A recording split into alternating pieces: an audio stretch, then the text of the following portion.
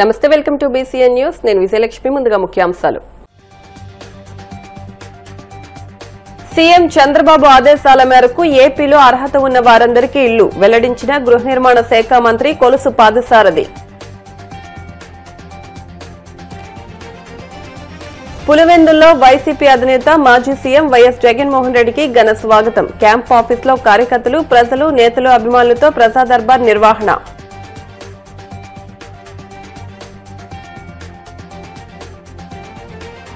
తిరుమల శ్రీవారి ఆలయం నుంచి తిరుచానూరు శ్రీ పద్మావతి అమ్మవారికి పంచమి సారె. ఏనుగు అంబారీపై వైభవంగా పనుపు మండపం వరకు సారె ఊరేగింపు.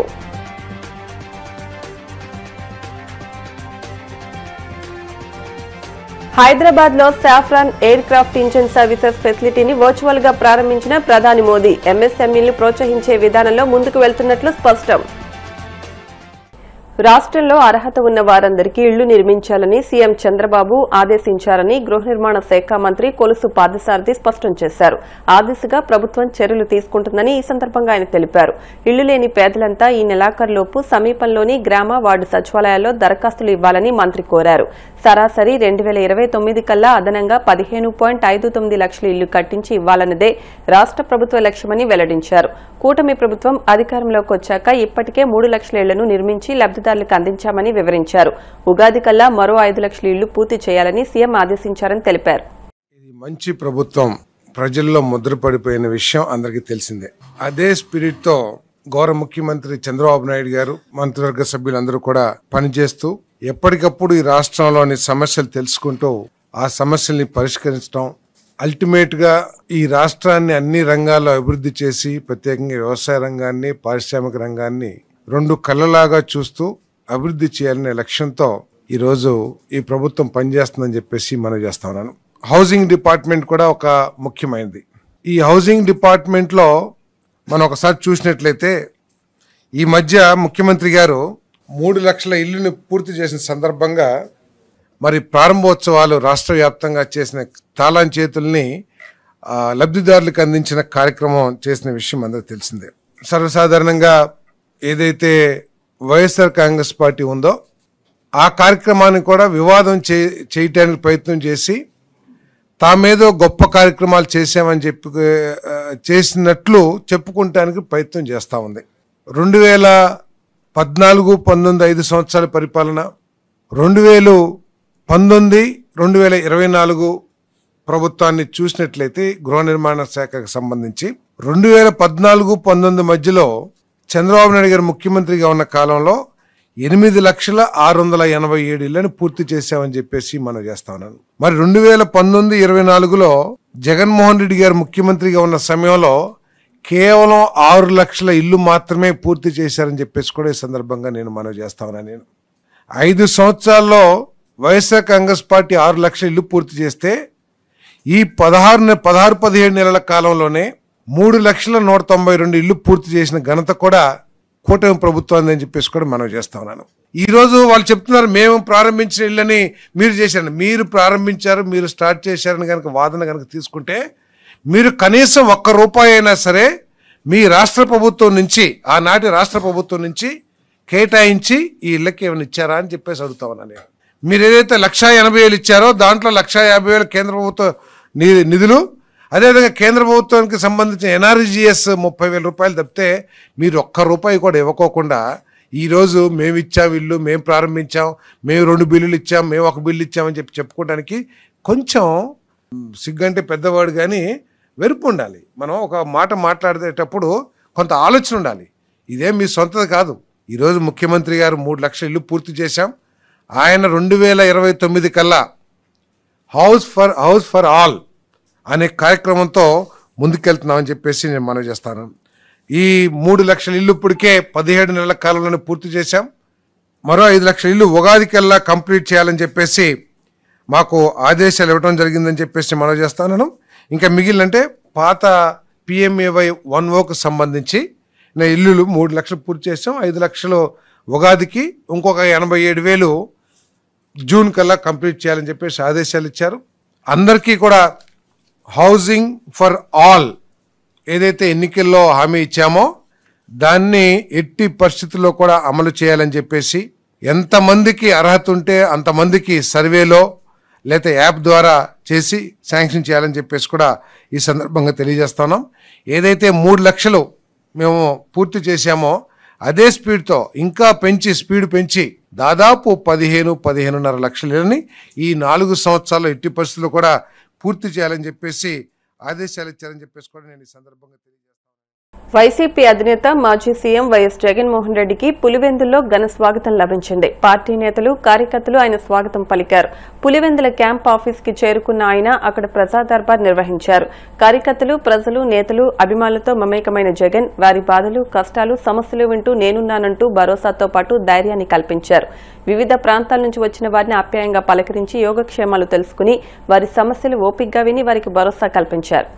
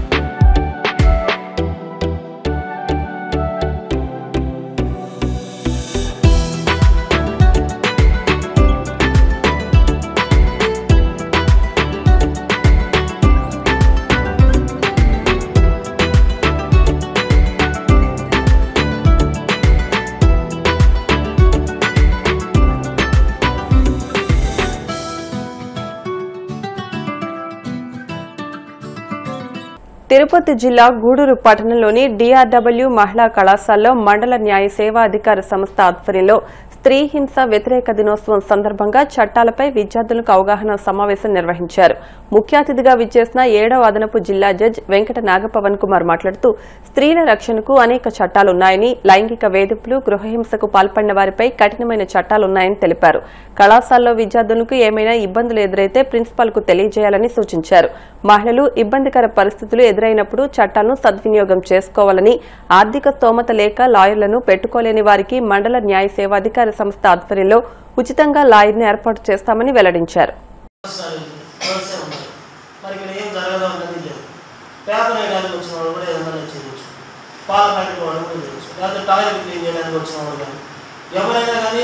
లేకపోతే లెక్చరర్ కానీ, టీచర్ కానీ, ఎవరైనా కానీ, మేనేజ్మెంట్లో ఉన్నవాళ్ళు కానీ, ఎవరైనా కానీ లైంగిక వేధింపులకు పాల్పడే అవకాశం ఉంది. కాబట్టి ఈ ఇంటర్నల్ కంప్లైంట్స్ కమిటీ అనేది ఒకటి ఫామ్ చేయాలి ఖచ్చితంగా అనేసి చెప్తూ ఉన్నారు. దీనివల్ల ఏమంటే ఫ్రీగా వాళ్ళు తెలియజేయడానికి అవకాశం ఉంటుంది. అక్కడే అది స్థానికంగానే, అలాగే పోలీసుకి కంప్లైంట్ ఇచ్చే అవకాశం లేకుండా లేదు. పోలీస్ కంప్లైంట్ కూడా ఇవ్వచ్చు. దానితో పాటు పనిచేసే ప్రదేశంలో ఎవరికి ఫిర్యాదు చేయాలని ఒక కమిటీ వాళ్ళకి చెప్తే వాళ్ళు యాక్షన్ తీసుకుంటారు. ఇప్పుడు సపోజ్ నేను నిజంగా అబ్బాయి చేశానని తెలుస్తున్నాను, ఆ అబ్బాయిని ట్రాన్స్ఫర్ చేయడం, ఉద్యోగం తీసేయడం, ఇలా చేస్తూ ఉంటారు. ఇది చాలామందికి తెలియదు. ఇప్పటికి మీ కాలేజీలో ఉందో లేదో మీరే కనుక్కోండి. తర్వాత మీరు చెప్పండి మీ మేనేజ్మెంట్కి, సార్ ఇలా చెప్పారు రెడ్డి గారు వచ్చి ఇంటర్నల్ కంప్లైంట్స్ కమిటీ అనేసి, ఐసీసీ అనేసి మన కాలేజీలో అలాంటిది ఉన్నదా, ఉంటే అందులో సభ్యులు ఎవరు, ఆ సభ్యుల వివరాలు నోటీస్ బోర్డులో పెట్టాలని చెప్తున్నారు. అలా పెట్టున్నారా, వాళ్ళ సభ్యుల వివరాలు, ఫోన్ నెంబర్లు మొత్తం ఉండాలి. వాళ్ళు తెలియజేయడానికి అవకాశం ఉండాలి. అది ఒకటి. తర్వాత గృహాల్లో ఇల్లు మనం చిన్నప్పటి నుంచి కూడా తర్వాత ఎక్కువ టైం స్పెండ్ చేసేది ఇంట్లో కూడా మరి అది పుట్టిల్లా మెట్టిల్లా ఏ ఇల్లు అది అనవసరం.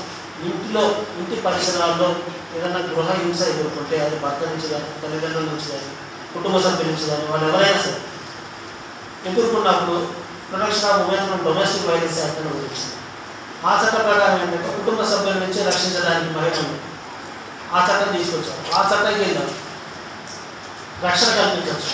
అదే ఇంట్లో ఉంటుంది.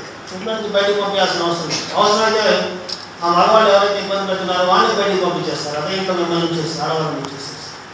లేదంటే వాళ్ళకి మెయింటెనెన్స్ కల్పిస్తారు, రెసిడెన్స్ ఆర్డర్ ఇస్తారు, ప్రొటెక్షన్ ఆర్డర్ ఇస్తారు. ఏదైనా ఇబ్బంది గురైతే నష్టం జరిగినట్టు తెలిస్తే నష్టపరిహారం ఇప్పిస్తారు. ఇవన్నీ కూడా ఆ చట్టంలో ఉన్నాయి. ఏలూరు జిల్లా నిడమరు మండలం తోకలపల్లి గ్రామానికి చెందిన కొల్లేరులో వరి వ్యవసాయం చేసే రైతులు బేమడోలు శివారు సాయన్నపాలెం వద్ద ఆందోళన నిర్వహించారు. అటవీ శాఖ అధికారులను నెట్టుకుని కొల్లేరు వ్యవసాయ భూముల సమీపానికి పెద్ద ఎత్తున మహిళలతో కలిసి తరలి వెళ్లారు. ఇటీవల సుప్రీంకోర్టు కొల్లేరులోని ప్రభుత్వ అటవీ భూముల్లో ఎటువంటి సాగు చేయకూడదని ఆదేశాలు ఇవ్వడంతో అటవీ శాఖ అధికారులు ఏలూరు రేంజర్ మోహిని విజయలక్ష్మి ఆధ్వర్యంలోని సిబ్బంది వరి సాగు చేయడానికి వచ్చిన రైతులను అడ్డుకున్నారు. ఈ నేపథ్యంలో మహిళా అధికారిని పట్టుతప్పి కింద పడిపోవడంతో అక్కడ ఉద్రిక్తత చోటు చేసుకుంది. రైతులు, కుటుంబ సభ్యులు మహిళలతో కలిసి రోడ్డుపై బైఠాయించి కొల్లేరు రైతులను ఆదుకోవాలని నినాదాలు చేశారు. నిడమరు సీఐ రజనీకుమార్, ఎస్ఐ రమేష్ రంగప్రవేశం చేసి పరిస్థితిపై అటవీ శాఖ అధికారులతో సమీక్షించి ఉన్నతాధికారుల దృష్టిలో సమస్యను చేరవేసి సమస్య పరిష్కరిస్తామని మాట ఇవ్వడంతో రైతులు తమ ఆందోళన విరమించారు. మేము ఆ కొల్లేట్లోనూ 3 నెలల కంటే ఎక్కువ ఉన్నాం, బయటకు వచ్చేస్తున్నాం. ఆ పక్షులకు కూడా జీవనాధారం మా వల్లే జరుగుతుంది. దాని అందు కూడా ఈ ప్రభుత్వం వారు కూడా కనికరించి ఈ యొక్క పేదలకి ఈ 3 నెలలు చేసిన వ్యవసాయానికి సంవత్సరం పొడుగుని బ్రతికేది అదే, దాని మీద ఆధారస్తుప్పుడే బతుకుతున్నారు. అంతకంటే వీళ్ళకి గత్యంతరం ఏమీ లేదు. దాన్ని ఏలిన వారు కూడా ఆలోచించి ఈ ప్రభుత్వం వారు కూడా బతుకుదేరు చూడాలని కోరుకుంటున్నామండి. ఈ ఫారెస్ట్ వాళ్ళు ఆపుతున్నారు, వాళ్ళ డ్యూటీ వాళ్ళు చేస్తున్నారు, కానీ మా డ్యూటీ మేము చేసుకుంటున్నాం. మేము వెళ్ళటానికి మేము కూడా వెళ్తున్నాం. వాళ్ళకి మాకే గొడవ అవుతుంది. వాళ్ళు పై వాళ్ళు మాట్లాడట్లేదు, వీళ్ళు మాట్లాడట్లేదు. చేసుకోమని వీళ్ళు అంటున్నారు, ఆపమని వాళ్ళు అంటున్నారు. వాళ్ళకి మాకే యుద్ధం జరుగుతుంది. ఈ యుద్ధం జరగకుండా ఏలిన వారు అందరూ కూడా దీన్ని సమీక్షించి మాకు ఒక దారి చూపి ఈ సాగు వ్యవసాయం సాంప్రదాయబద్ధంగానే చేసుకుంటున్నాం. వ్యవసాయం 3 నెలల కంటే కొల్లేట్లు ఎక్కువ ఉండలేదు, ఏ ఒక్కడు కూడా ఉండరు. ఇక వర్షాకాలం వెళ్తే ఏ చేపలకో ఈ దోణుల మీద వెళ్ళి ఏయో మావులు వేసుకొని బతికి చేసేవాళ్ళు తప్ప అంతకు మించి వెళ్ళేవాళ్ళు లోపలికి వెళ్ళేవాళ్ళు ఉండరు. పక్షులకి అంటారా, మొత్తం మా రైతులదే భారం అంతా మాదే. మేము దానికి భరోసా కూడా ఇస్తాం ప్రభుత్వానికి కావాలంటే. దాని గురించి దయచేసి మా జనాన్ని అందరినీ కూడా ఈ 12 ఊర్లు కూడా బతుకుదేరు చూస్తారని ఆశిస్తూ కోరుకుంటున్నామండి. అధికారులు చేస్తామంటున్నారు, వస్తామంటున్నారు, మీరు వెళ్ళండి అంటున్నారు. ఎమ్మెల్యే గారు కూడా వెళ్ళండి పర్లేదు నేను ఉన్నాను అంటున్నారు. ఆయన దగ్గరికి వెళ్ళాం, ఏలూరు వెళ్ళాం, కలెక్టర్ గారి దగ్గరికి వెళ్ళాం, కలెక్టర్ గారికి కూడా కాగితాలు ఇప్పించాం. ఆర్డీఓకి వెళ్ళాం, ఎంపీ గారి దగ్గరికి వెళ్ళాం, గన్ని ఆంజనేయులు గారి దగ్గరికి వెళ్ళాం. ఎంతమందికి వెళ్ళినా వెళ్ళండి మీకెందుకు మేము ఉన్నాం అంటున్నారు. కానీ ఇక్కడికి వచ్చే నాదుడు ఎవరు లేరు. వాళ్ళు కూడా చేసుకోమంటున్నారు. కానీ ఈ ఫారెస్ట్ వాళ్ళు కూడా మాకేం చెప్పలేదు. మాకు చెప్పకుండా మేము ఎలా వెళ్ళిస్తామని వీళ్ళు ఆపుతున్నారు. దీనికి ఏం చేయాలి, పరిష్కారం ఏంటి? వాళ్ళే మాకు పరిష్కారం చూపించి మాకు దారి చేసి పెట్టాలని మేము కోరుకుంటున్నాం. ప్రభుత్వ భూమిలో వ్యవసాయం చేయకూడదు అనేది అయితే మా 120 జీవోలో ఉంది. దాని ప్రకారంగా 20 రోజుల నుంచి దీని మీద మేము ప్రతిరోజు నేను నా సెక్షన్ స్టాఫ్ మా మిగతా స్టాఫ్ ను కూడా తీసుకున్నాం. రేంజర్స్ గారు పర్మిషన్ తీసుకుని కంట్రోల్ చేయలేకపోతున్నాం చెప్పి తీసుకున్నాం, చేస్తున్నాం. వీళ్ళని లోపలికి వెళ్ళకుండా ఆపుతున్నాం. వీళ్ళు చెప్పేది ఏంటంటే మా పైనుంచి ఉన్న వీళ్ళు మొన్న మా పీసీఎఫ్ గారు వచ్చినప్పుడు అర్జీలు పెట్టారు. అర్జీల్లో ఏమి ఇచ్చారంటే మా వ్యవసాయాలు కూడా చేసుకున్నట్లేదు, మా దగ్గర డీఫార్మ్ పట్టాలు ఉన్నాయని. అదే విషయాన్ని ఆయన డీఫారాలు ఎన్ని ఉన్నాయో కన్సల్టేట్ చేసి రిపోర్ట్ ఇమ్మన్నారు. వారం నుంచి దాని గురించి రోజు డీఫారాల గురించి అడుగుతున్నాను. వాళ్ళు ఎటువంటి డీఫారాలు కానీ ఏమి చూపించలేదు. వాళ్ళు ఏమంటారంటే మా వ్యవసాయ టైం అయిపోతుంది కాబట్టి మేము వెళ్ళి వ్యవసాయం చేసుకుంటే తర్వాత డీఫారం ఇస్తామని చెప్పి అంటారు. దీని మీదే జరుగుతుంది గొడవ. ప్రభుత్వ భూమి అండి, యాక్చువల్గా 120 జీవోలో వ్యవసాయాలు చేయకూడదు అనేది ఉంది. సుప్రీంకోర్టు గైడ్ లైన్స్ ద్వారా లోపల ఉన్న అక్రమ చెరువులని ఎంఆర్ఎస్ చేసాం. దానిలో భాగంగానే వ్యవసాయాలు కూడా లేదు చేయడానికి లేదనేది 120 జీవోలు ఉంది. దాని ప్రకారం మేము అవుతున్నాం. ఇప్పుడు కాసేపు ప్రకటనలు.